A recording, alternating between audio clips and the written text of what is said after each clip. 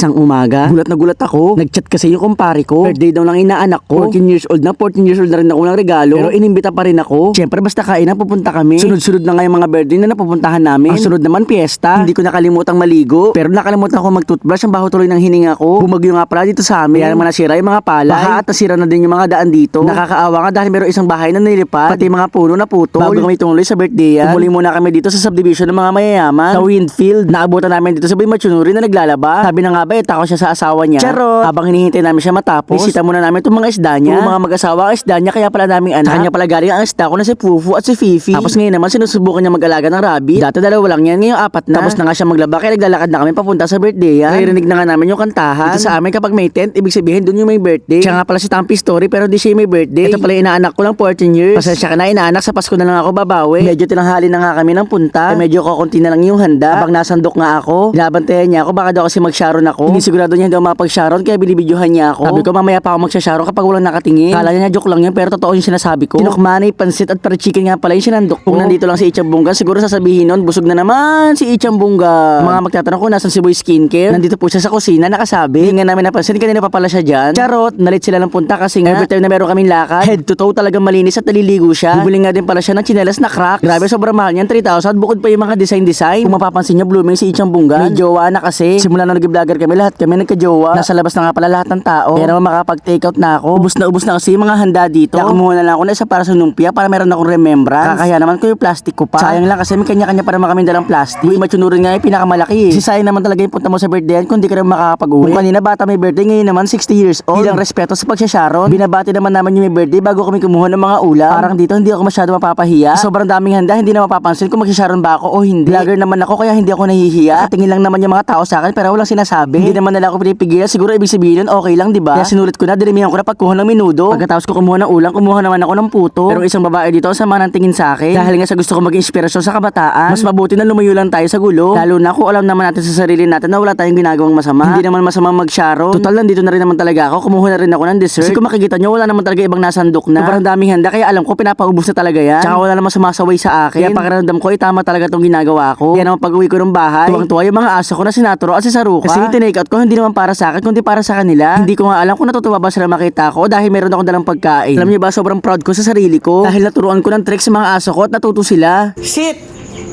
Sit!